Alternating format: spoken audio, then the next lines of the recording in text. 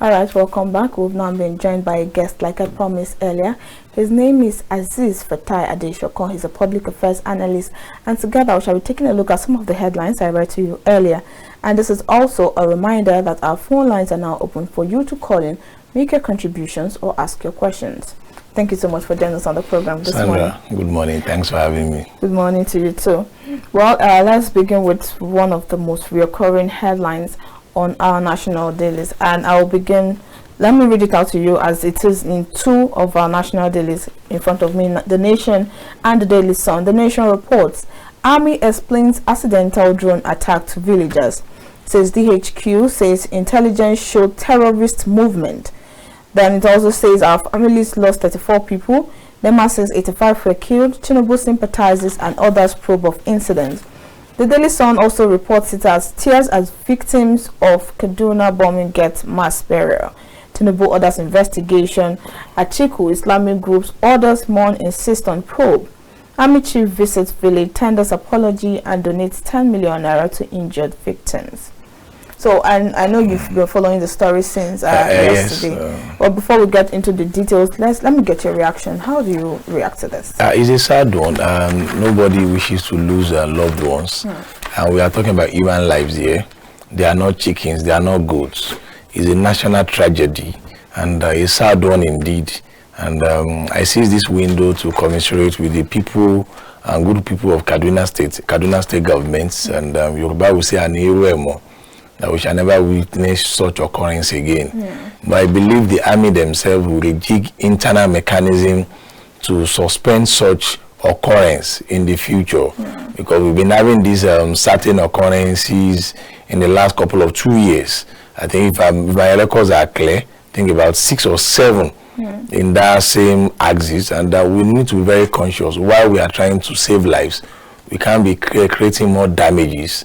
And I believe it was not a deliberate attempt, but it could be a deliberate complacency on the parts of the people in charge of operations. And they need to actually look inward very well, so that we will not witness national tragedy of such again. It's a very sad one. Nothing cherry about the news. Very sad one. Well, like you already mentioned, look, I'm here looking at the timeline of these accidental bombings in the past, let me say, 5 years. Yes. And it says on January 17, 2017, over 52 villagers were killed and 120 injured in an accidental bombing by the Nigerian Air Force fighter jet of internally displaced people's camp in Ran, Borno State. In 2020 April, fighter jets of the Nigerian Air Force bombed Sakotoko village in Damboa local government area of Borno State, killing 17 civilians, including women and children. In April of 2022, it says Nigerian Air Force also killed 6 children in Kurebe village in Shiroro local government area of Niger State. The bombing were targeted at terrorists hibernating in the area. Nigerian Air Force jets bombed Kankuna village in Safana local government area of Katsina, killing 13 villagers in 2022 July 7th. Now in 2023, earlier this year, in January, bombs by the Nigerian Air Force killed 37 people, including headers at the boundary between Benue and Nasarawa in Doma local government area of Nasarawa State. And then we have this one. But something consistent with this story and all of the others, because like the Chief of Army Staff said, and I quote, on Sunday, while the Nigerian Army UAV, which is unarmed aerial vehicle platforms, were conducting armed reconnaissance around the vicinity of Riyawa in Roma, the drone observed movement of people suspected to be bandits, and having trailed them for some time, the decision was taken to strike based on some tactics usually employed by bandits. So now the question is, because when I read out to you the timeline, you also see that they were targeting terrorists at every point, but for some reasons it keeps going wrong. And the question is, what keeps happening? What went wrong? Is it that every time it was miscalculation, or these terrorists were always finding a way to play around it, or were they mixed up with the people the civilians? Because Not so. I think it has to do more of intelligence gathering, and what happens to the intelligence angle of the military. We have the DMI, Director of Military Intelligence. We have NIA. They should share intelligence, and without intelligence, there is nothing any security agencies could do. Yeah. Either police, Air Force, Army, Navy, and what have you. I think it speaks volume of how potent the intelligence unit of the Nigerian Army is. With all sense of humility, these are people sacrificing their lives and putting their lives in danger too for we to be secured. But by and large, jobs needed to be done, and when it's being done, it has to be professionally conducted. Okay. So we can't be saying we want to be saving lives and be killing lives.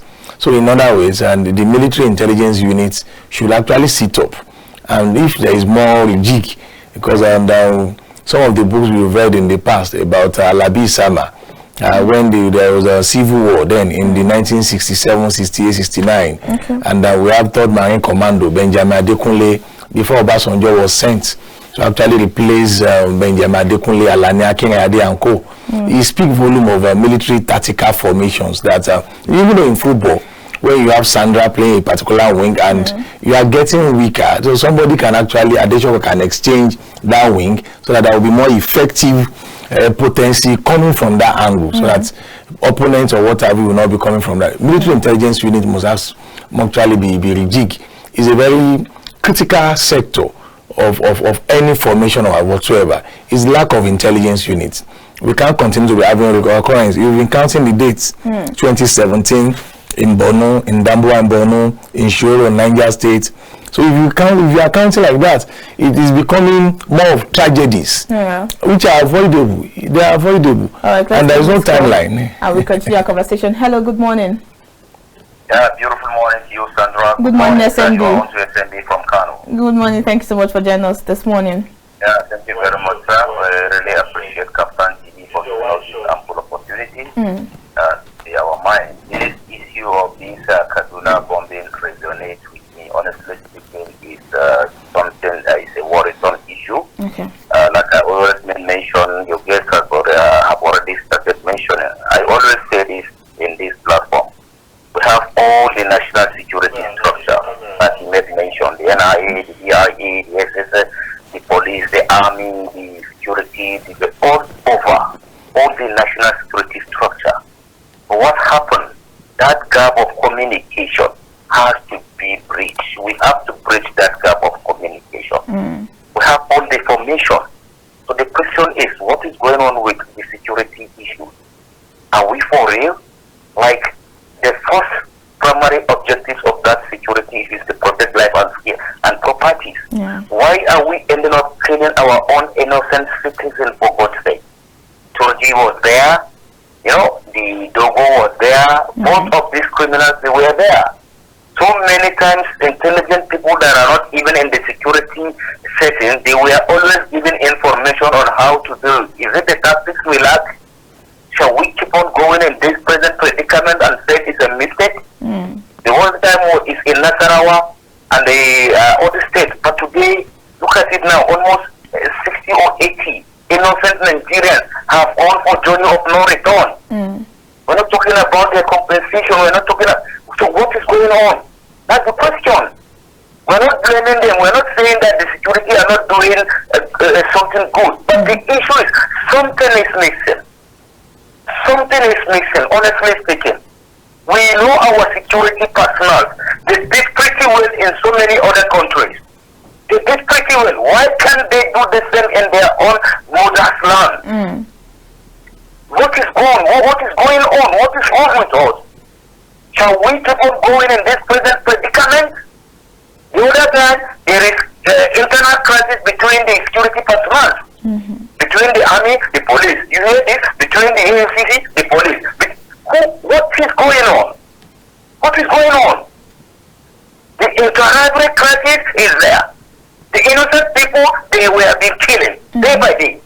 A single day, you heard that policeman mistakenly shoot a driver. Policeman, what is going on? What is going on? Are we for real? Please let us do the needful and do the right thing. And I hope and pray the government will look into this menace and do the needful, especially when it comes to compensation. Thank you very much. I remain SMB from Kano, and I wish you all the best. Thank you so much for joining us on the program this morning. So this brings us back to the question I asked earlier, and like SMD said, something is missing. Something is missing somewhere, because even reading from the story I read to you earlier, the army somehow insists that they've been trailing this for a while, and they, for some, maybe for, I will use the word certainty, they were certain that they sent some bandit activities in the area. But then our caller from Kano has actually spoken intellectually.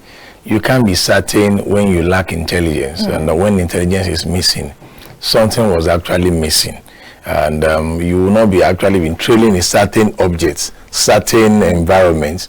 You can't miss your targets, not even at usual occurrence, as we actually spelled out. It can't be usual at that time. So something is actually missing an intelligence unit, intelligence wing of the military, which it has to very attention needs to be paid into it. That's the fact. It's not something, Cherry, when you wake up and you found out that Nigerian citizens were actually mistakenly bombarded, and it's not something, Cherry. And these are locals that can actually serve as resource persons for the military, providing information, because they are the locals living within that environment. They will know better. So if they don't have confidence in the military, how would they share intelligence when they are even mourning, groaning, when they are grieved? They can't actually share information with the military. So we are in a mess, and I believe, Mr. President, it should transcend rhetoric of commiserate. No, you have to get working, not get talking. They need to sit tight and no ribadu. The NSA, I'm not expecting to come to the media anyway, but at least they should do internal mechanism that will actually provide positive results for, such occurrence is a very sad one. You can't be having such calamities at all times. What is happening to the head of operations there, intelligence unit there? So somebody actually ordered the bombardment. So what are the confidence that, where did he derive those confidence from who gave him signal? So those are the things you question. So we can, if those enemies of the state, they are not missing their targets, so why are we missing our own targets? And killing innocent Nigerians is not something, Cherry, is a national tragedy, and we are mourning nationally. All right, like one of my my security analysts used to say that some of this area that are infested with bandits and terrorists and all of that, that some of the villagers, some of the locals know them. They welcome them. So could this be a situation of them mingling with the civilians, and not in that way. No criminal will mingle with civilians in that regard. Definitely when they are aware that the security agencies have surrounded the arena. I don't think they were, because they are aware. You see, those evil forces, they are aware. In fact, they work more on intelligence of the security apparatus before they actually unleash their terror. When they went to Chibok to kidnap the schoolgirls, we had security there. They've actually done their surveillance and what have you. Reason when you are within a community and you are seeing strange faces driving past or walking past, you need to alert that this person is not a usual face in our estate. What are they looking for? This particular car had actually parked for 1 hour now. Who are they looking for? So one has to be actually conscious of his or her environment. The same thing apply in the creek there. So they themselves, they've been doing security surveillance on the security apparatus. So they know that security agencies, they've actually surrounded the arena. They know. But the locals, who they know, they will know. I'm not a staff of KAFTAN TV. So if anybody see me 9 p.m., 10 p.m., one has to be questioned, what are you looking for? You used to be our guest in the morning. What are you looking for at midnight? So those locals, they are actually aware. Those are actually migrated. Those that are staylights. Those that are actually joining the community. They will know. So they are the ones that should help, that could help in proper way. Now start the military information. Look at what happened in Rivers State, in Imo State. Somebody actually flew. He fled from Rivers State to Imo when they actually allegedly killed ASP, the police. He was actually apprehended in Imo State because there was intelligence sharing by the locals. The police are not witches. They cannot see everything in the corner. But from intelligence gathering, sharing from the public, we have PCRC. So the military, they know. I can't teach them their job. They know better. But they should dig more on intelligence units. That's the way forward. It's not about carrying gun and displaying on camera. No. It's about intelligence. So when we are under the military, it wasn't that bad like that. And particularly under Babangida and Abacha, the DMI was well funded. Then we had Alilu Akilu. They were actually for whatever coup that will be coming up. Alilu Akilu and my townsman from Shaki in Oyo State, now an older person, and Konekunle Togun. So he was Deputy Director General of the DMI, Director of Military Intelligence. Then so they were sharing intelligence units whenever they have civil society organizations, having these people, Nadeco, they were clamping on everybody because intelligence units of that army was so strong at that time. So the same feat need to be actually revisited. That's the way forward. The same thing applies to the police. You can't say you're looking for armed robbers, you're looking for, they're just carrying guns, staying on the road, displaying. That's not how to catch armed robber. It's an obsolete way of doing things. It's all about intelligence, that's all. Like you said, it's not just about the intelligence. There are a lot of things that need to be put into place. Of course. Aside this issue of this mistake bombing and all of that, because the issues of insecurity in Nigeria has lingered for so long, and you just made mentions of issues from the past and how things were handled in the past. And my question is, at what point do you really think that we are going to get it right? Because I'm very sure that the army will have been thinking that this era bombardment was the right way to go, but then it has not been working out. If you take a look at the data, it hasn't really worked out the way they hope or they plan that it will go. So my question is now, what do you think, in your opinion, would have been the best way forward to solve this whole issue of insecurity? See, what actually provoking insecurity in our country is more of socio-economic problem over the years. You think so? Of course. Okay. And the rate of poverty in the last 20 years has actually increased, particularly in the last 10 years. And people that are even doing legitimate business, it's not an excuse. They've actually ventured into one crime or the other. And you see lots of jobs. Companies are closing down. And everybody, they are jobless. And those that are working are not well paid. Those that are well paid, the price of commodities, the purchasing power is no longer there. Until the federal government see to the economy, that's the way forward. If we look at US, they say, oh, the US citizens are very patriotic. Yeah, they will be, because the states take care of them. Not in time, they are not billionaires, millionaires, but their basic needs are well taken care of. Unlike our own country, if you want to build a 3-bedroom flat apartment, you have to have your own borehole. You have to do your own gutter in front of your house, your drainage. You'll be the one that will do that. You'll be the one that will fix everything, virtually everything in that house. There is nothing government is doing for you. Lay out to the developing community. They will not come around and do it. So CDAs will not be contributing money. So virtually we are doing everything for ourselves. So and socio-economic problem is as a result of job loss, poor economic development, food security, and those things are not being tackled, particularly in the last 10 years. They are not being tackled. Our public office holders, they are more particular about next elections. Yes, they are more particular about how to be in power. That's the truth. There are no more concerns about democratic deliverables.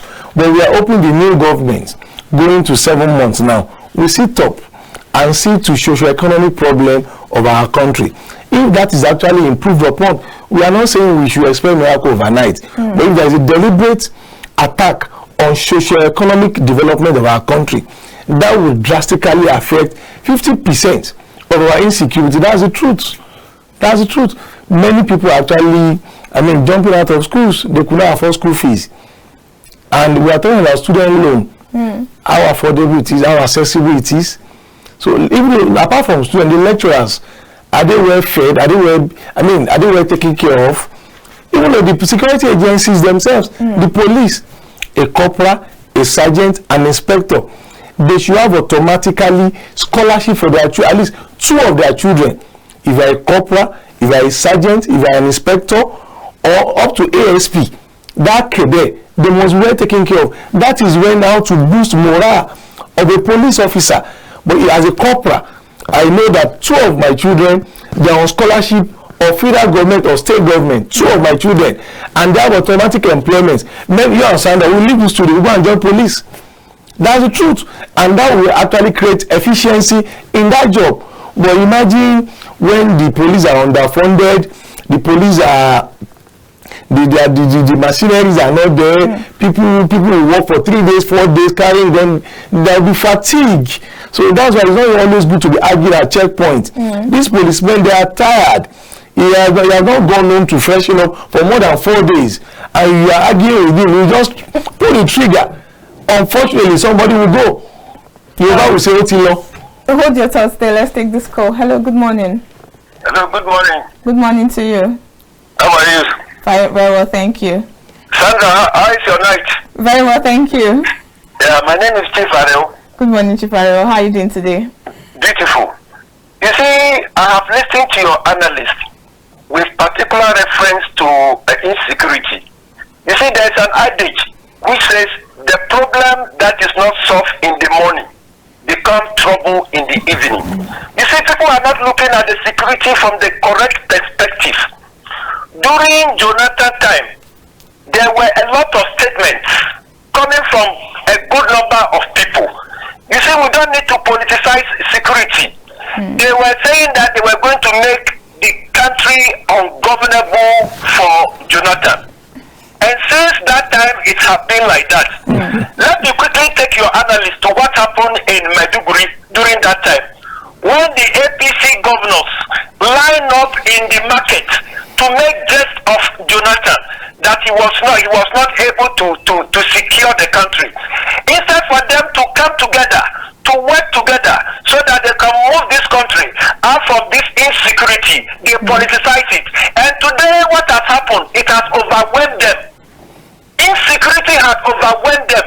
There were a lot of political undertone on this insecurity, and that is exactly what has caused this problem.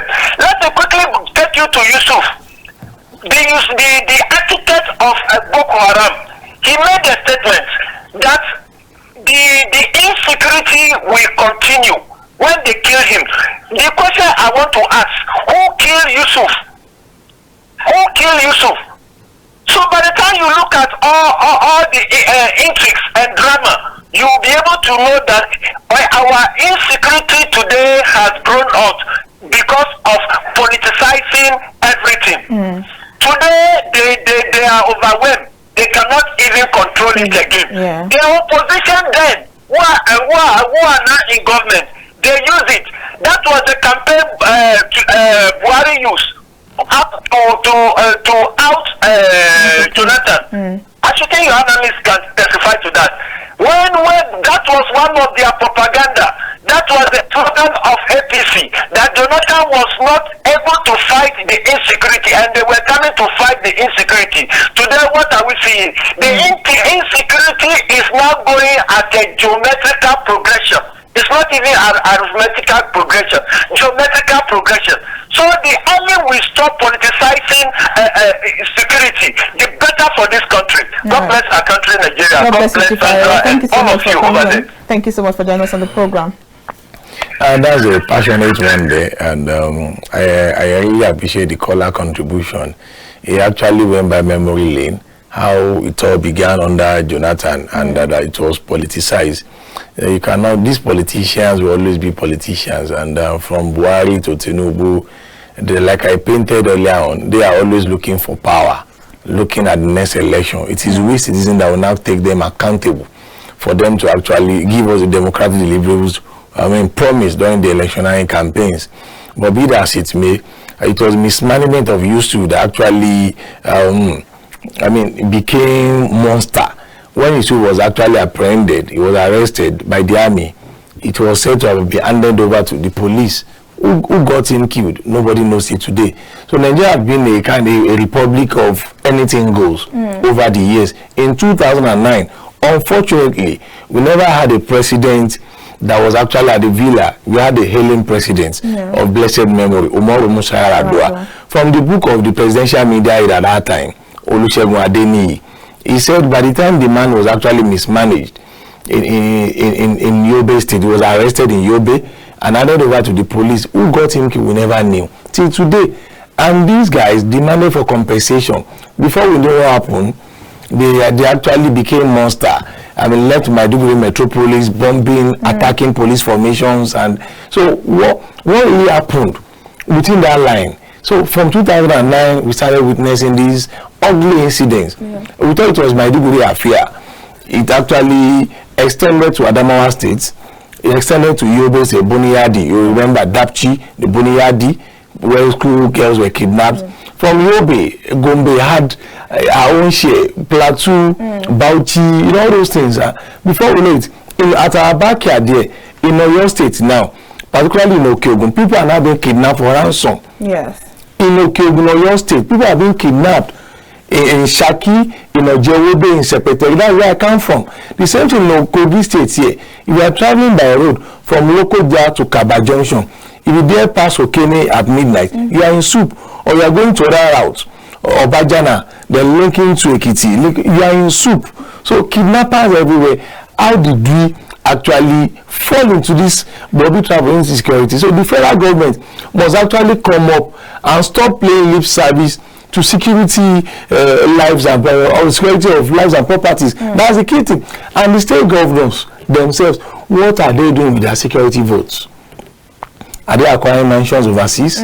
What are they doing? I know of a state government that collects 2.4 billion, 2 billion, 1.5 billion every month as security votes. Some state collects 500 million, 600. It depends on what comes from the federal government. What are they doing with this money? Acquiring private jets for themselves, acquiring mansions in the UK, because they have policemen surrounding them. So Nigeria is a national tragedy. The issue of governance had become things of child's play. People that are voted into power doesn't seem to recognize enormity of that office. Is a task. A public office is a task that transcends. Is a kind of a platform that where you sacrifice. So now, for this particular issue that you just raised, now do we blame the public office holders or those that voted them into power? You see, before you actually for those that voted them in the power, see, we need to be very holistic. Basically, there is poverty in the land. Okay. And except few of us, if we are talking about few of us without sense of humility, we like 2 out of 100 that will not collect money before they casted their votes. That's the truth. That's the reality of Nigerian electoral process. People collect money before they casted their votes. But I will not be able to fault an average Nigerian that does that. Yes, it's something that is bad. But you must look at the fundamentals. What actually prompted these people there? Nigeria wasn't like this before. We had election in this country. Awolowo stood for an election. Azeez, Amadu Bello of blessed memory, Sandra of Sokoto, he was not distributing money. Awolowo never give anybody money. Aminu Kano, Talaka was of Kano, he didn't give anybody money. How much did they even have? They don't have. Tafa Balewa from Bauchi, he didn't give anybody money. Azeez, who are those Azeez giving money to? They should come out and say it. Even though up to 1979, Second Republic, it wasn't that politicized and monetized in this area. But now the highest leader, they say, oh, vote and go and cook at home. The Boko Seme. Once you are given 20,000, 30,000, it is the political elite themselves. They should fear God and be passionate about Nigeria economic development. That's the truth. Well, hello, good morning. Oh, I think we lost that call. So they don't seem to actually feel the pulse of the nation. They are just interested in the aura of office. I have 20 jeeps. I have 30 jeeps. Those are the things they are interested in. They are not interested in the deliverables affecting lives of the people positively. Okay. All right, now let's go on a sip break and we'll be right back. During plenary on Thursday in Abuja, the House of Representatives examined the budget provided by the President. The House showed its joy over the President's hard work and concentration on the needs of Nigerians, considering the economic and security challenges the country faces. Representing on one constituency, Edo State, Julius Ihobere, the House leader, commended the President on the 2024 budget presentation, saying it considered different factors. He then moved that support be given to the budget as it makes provision to tackle insecurity in Nigeria, considering the ravaging situation the country faces. In that regard, stated that attention to education, especially secondary education, is also paramount. I believe that once security is properly tackled in this country, Among other things, there will be an increase in the production of goods and services. Secondary education had been dangling between tertiary and basic, and nobody was taking responsibility. So you go across the country, you find dilapidated structures, ramshackle buildings, caving-in roofs where our children are supposed to be learning. Now there's a commission for that, and it's going to be taken care of. Speaking on the appropriation bill, Usman Ahmed Jaha, House member, adopted, said that there should be capital allocation to show the government's readiness in diversifying the economy with the aim to give Nigerians a sense of responsibility. He then suggested ways to help the budget come to reality. By providing substantial amount of money or a reasonable figure to the capital projects, this shows that government is serious to embark on series of developmental projects. Secondly, Mr. Speaker, honorable colleagues, can attest to the fact that particularly the issue of diversification of the economy. Mr. Speaker, Nigeria has been relying on a monolithic economy where we rely solely or to some extent substantially on oil to progress or to develop our nation. This time around, there is an intention in this bill to not only diversify in the area of agriculture, but also diversify in the area of mining and other relevant unexploited opportunities and resources in the country. Other lawmakers said that the president is ready for business as he has shown borrowing, adding that the budget blends perfectly with the legislative agenda of the parliament in specific areas that are priority to Nigeria. Mr. Speaker, this has shown the fact that we are now in the era that you cannot borrow money to fund personal expenditure.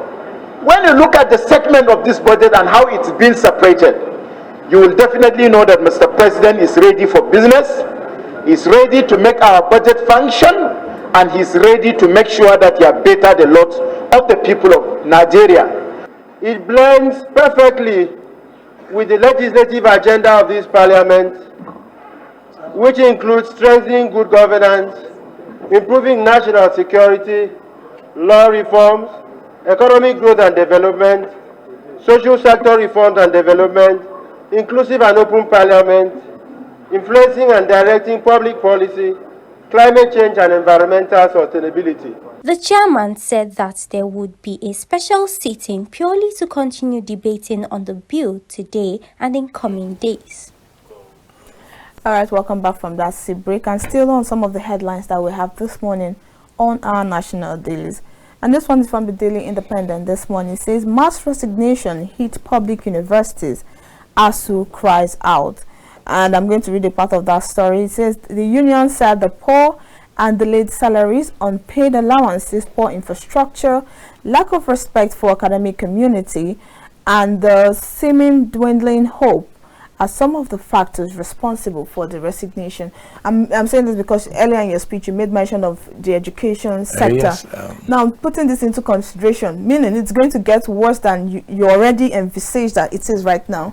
Sandra, is a national calamity if our education sector is being hit. And the same way the primary school was actually rubbished. I attended public primary school in Agege in Lagos, public secondary school in Agege in Lagos, and so many of our product, national product today attended public primary secondary schools. And you could see the standard. But it began in 1993 when we had June 12 crisis, and under Babangida, the common entrance exams was held. People could not actually transfer to JSS1. We had two backlog, 1992-93, NYC. People could not go to service. That was when we began to be having educational problem. That was the genesis of the influx of private schools. We've been having private schools in the 60s, 70s, but they were very skeletal across the country. But 1993, 94, 95 actually witnessed boom in establishment of nursery and primary school or private control schools. And over the years, you see, something that we don't need, we don't usually pay attention to. When things are becoming bad, it seems to look other way. But after 10 years, 15, 20 years, it becomes so worse. The same thing, security sector, the same thing applied to power sector, the same thing applied to energy sector. Imagine a serious country will not do that. Refining your product, petroleum products overseas for the last 25 years. And we are calling ourselves giant of Africa. Today, we are buying a liter of fuel for 650, 700 naira in some states because we kept on overlooking the same problem that we need to be tackled. Now, ASU is crying out now. Nobody is paying attention. Our first-class products used to be retained in schools, in UI, in Osuka, Amadou Bello Zaria, University of Lagos, University of Calabar. But now, a first-class product wants to live for Shell, wants to live for NNPC, wants to live for Inland Revenue.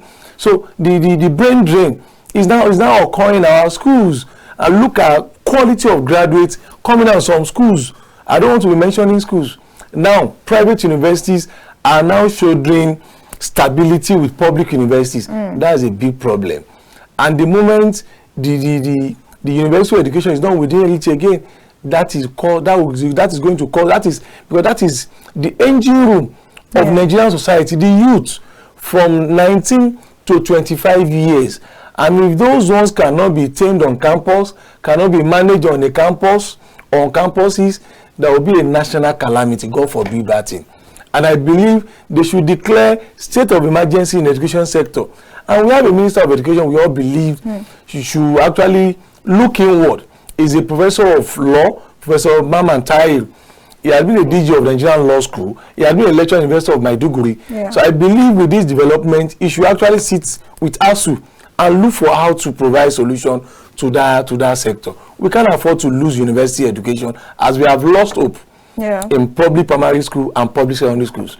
A university calamity will be highly consumable. God forbid that thing. All right, and you know also this issue of education that we had, the education deficit, let me use the word, that we have in Nigeria has also led us to what we call the Japa syndrome. Of course. And I'm going to take two headlines from top. We spend billions of naira, I'm spending this abroad, in UK and everything. So now because like this morning I woke up and the social media trend that we shall be taking a look at today is of the ban that was imposed on Nigerians because of the issue of coming with dependence. So but let's take a look at this headline from the Daily Sun. Sultan cautions against dangerous immigration. It says urges Nigerians to avoid relocation plan, exposing them to danger and inhumane treatment. And this one from the Nation. Japa syndrome. Nigerian kills wife in UK over bills. But before we take a look at this, I want us to take a look at our social media trend, then we'll come back and quickly discuss this.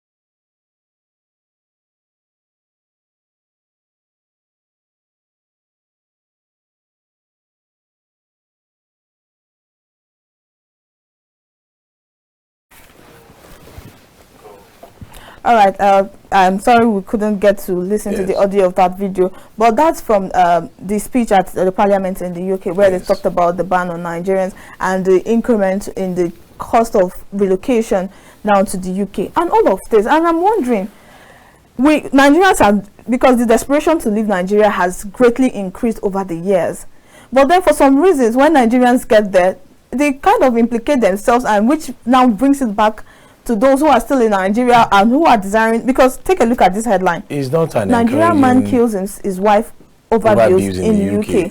So what message does this kind of headline send? It's not an encouraging episode, honestly speaking. But you can't blame an average Nigerian. You see, Nigerians have actually endured over the years. I don't want to speak ill of those youths, those men, those women living short of our country overseas, seeking greener pasture. I always watch Abike Dabiri on air, say, oh, don't travel abroad. What have you been doing?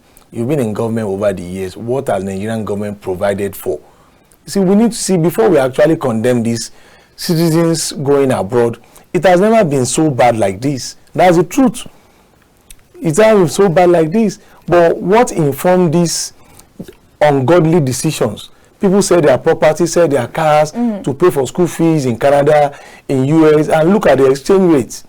It's not even smiling. A pound today is about 1,300 naira, and people will still pay 10,000 pounds, 15,000 pounds. And this money, if you look at this money, you can actually start up a business in our country. But how reliable that venture will be? How reliable that venture will be? People have started up SMEs and everything. It has been killed. Look at the power sector. If you want to have a barbering salon shop, you must have a generator. Yes, you've acquired a generator. How do you fuel it? 700 naira per liter. And I want to barb my hair. How much will you charge per head? Is it 1,000, 1,500 you charge per? Can I afford to barb my hair for 2,000 naira? If I can afford, can others do? How many times will I do that in a day? Then I'm a barber, I have a family to feed on. So you cannot practically blame citizens. You look at the government, what are they providing? Our roads are bad. Energy sector, between power and fuel consumption, we are killing the economy. Very true. Price of commodity, go and buy banana, granules. You cannot buy oranges again. You can't buy apples. And these are fruits for the body. It's no longer affordable. It has become luxury to take milk. So you see, this is not a country. We are now going towards a laughing arena. So we must ensure government of the day at state government level, the local government that has been killed. The government pockets, local government chairman. The allocation goes to the governor's pockets. So what are we now talking about? All right, thank you so much. I think tomorrow we'll have enough time to talk about this issue of Japa syndrome. Thank you so much, Azeez Adesokan, for coming on the program. It's always amazing to have you join us here. Yes. All right, with that, we draw the curtain today on the press, coming to you live from the Abuja studios of KAFTAN Television. Till I come your way next time, I am Sandra Ago. Thank you so much for watching.